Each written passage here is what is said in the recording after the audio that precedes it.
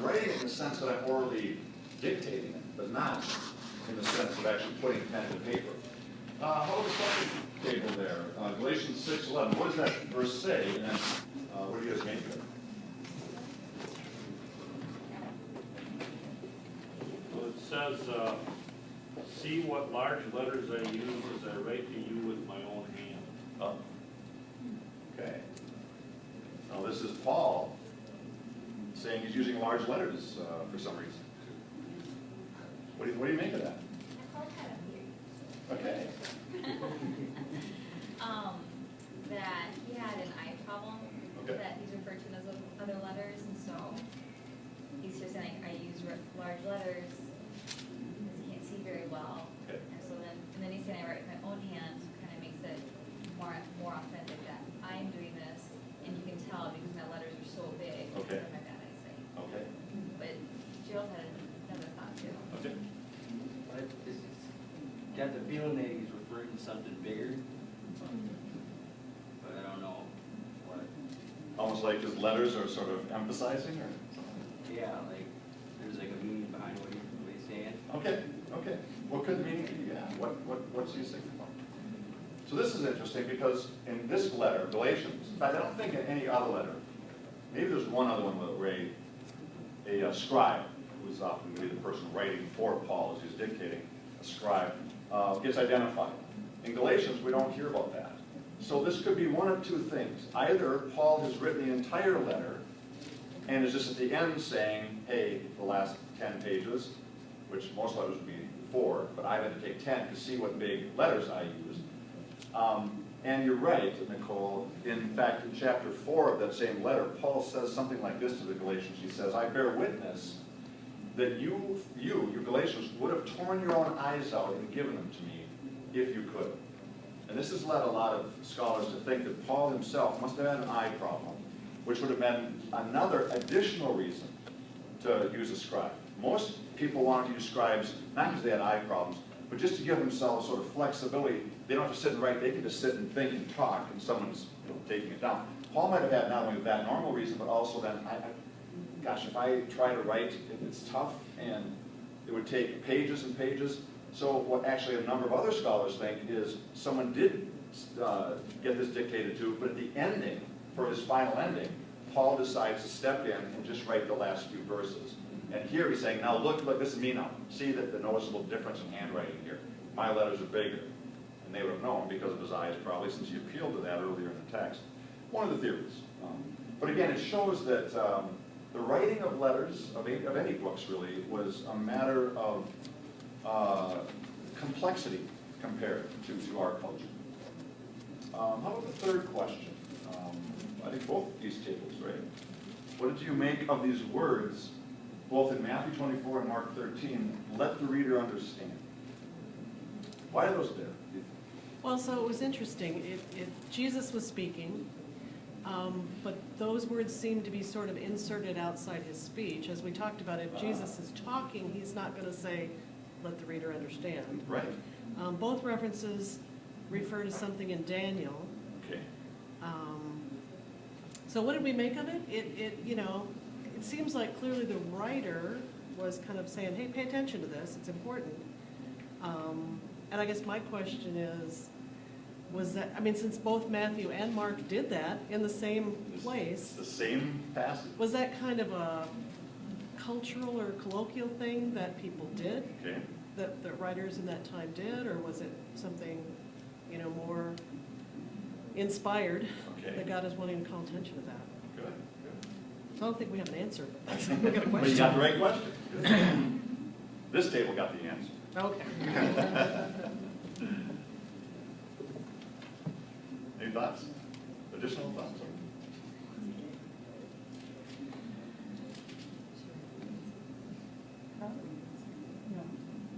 So it looks like we're referring both to something that happened at the same time. So it's like, this is not just what's happening now, but look, this happened before.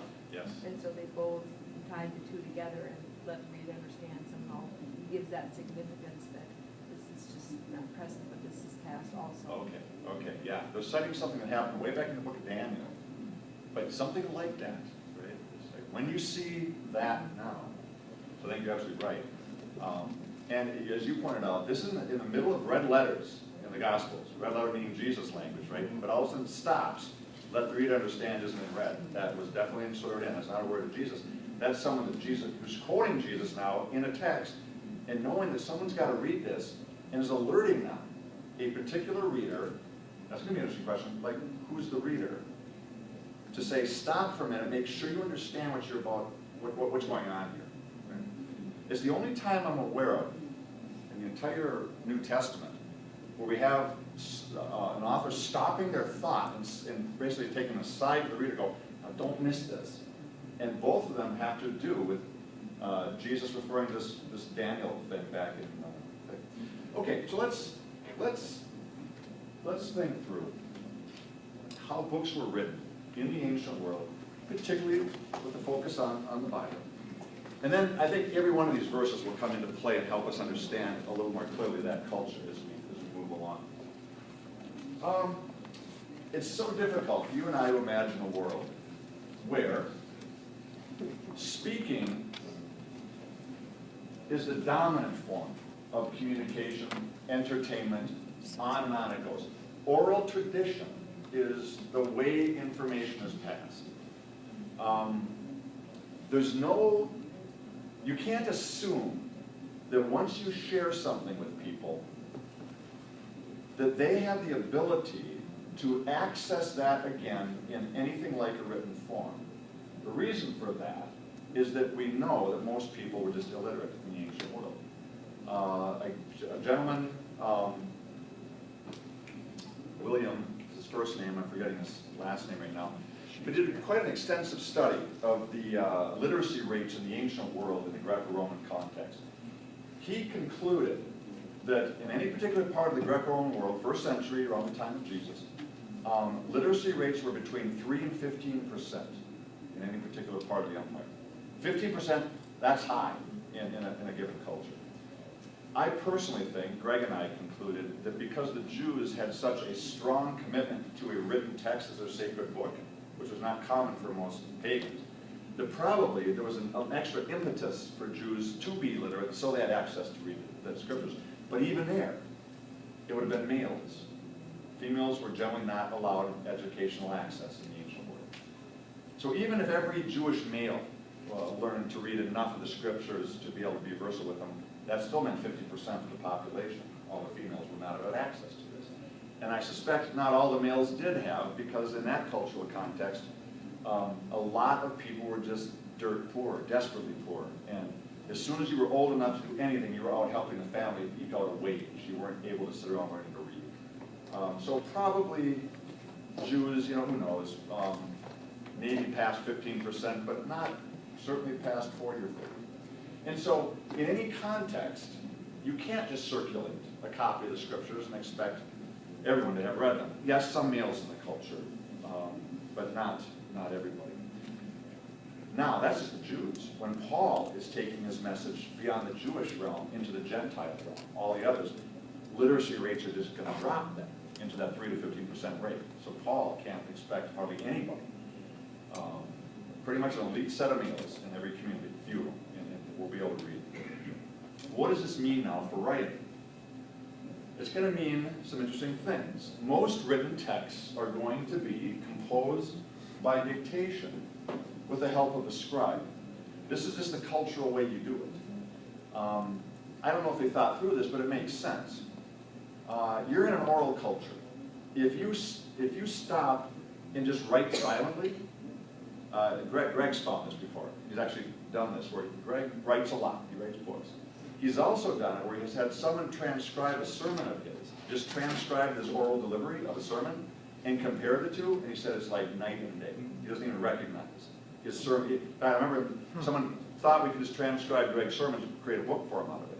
He said, I would never publish anything. The way I speak, he said, it's circular, I double back, I start thoughts, I don't finish them. That's how we do it when we're speaking extemporaneously, right? It's natural when you're speaking. It looks very odd if you wrote that way. So Paul and others, realizing that their culture's predominantly oral, it makes sense for them to start the text orally. That's how it's gonna be heard eventually.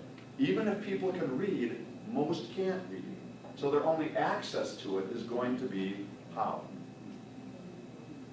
Well, it's, as this first table suggested, you're going to then frequently have two people who are partaking in any particular production of a written text.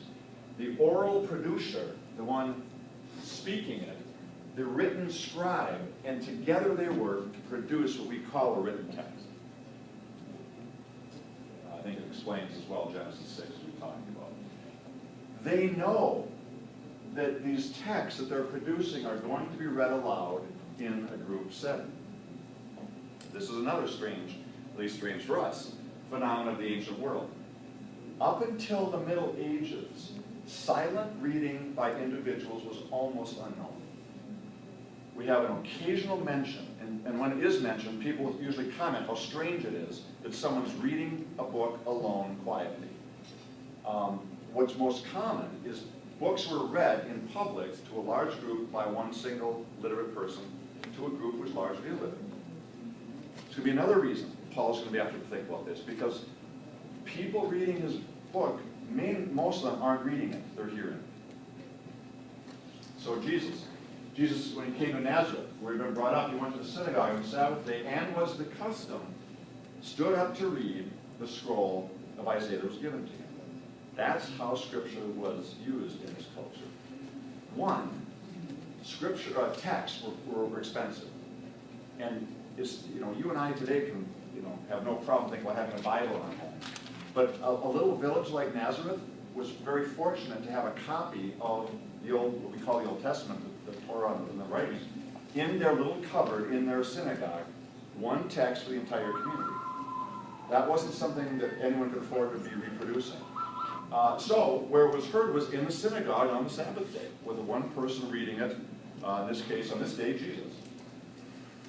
Paul says to Timothy, give attention to the public reading of Scripture, because that's how texts were always read in the ancient world. You and I think, I guess we read, we hear Greg read Scripture on Sunday. Yeah, but you and I can go home afterwards and double check and read more. Not in this culture, when most are illiterate and almost no one owns copies of these things. That means a certain category of people, called a reader or a lector, had the role in the community of being literate and able to voice the text for the community. What most scholars believe now is this passage these two tables read, let the reader understand, is when you and I read that, we're usually reading it silently to ourselves and going, oh, he's talking to me. He's probably talking to the public orator, saying, you're going to be reading this for the group. Make sure you know what this is talking about, because often a reader would get asked questions. What does that mean? And they would have to step in and comment. So he's both a reader and a commentator. And so this is kind of opaque stuff out of the Old Testament. Make sure you understand how Daniel relates to what Jesus is saying, because you're going to get up there and start reading it. They're going to be going, what is he saying? You're going to have to explain. So it's actually a side, probably the public reader, which we don't depend on. We just jump right into the text ourselves. Again, we have that passage there from Matthew. Notice this one from Revelation, third verse of Revelation. Blessed is the one who reads aloud the words of prophecy, and blessed are those, plural, who hear. That's how it worked. One would read it out loud, and all the rest would hear. And now, the author of Revelation is saying, you're both blessed. As long as someone's reading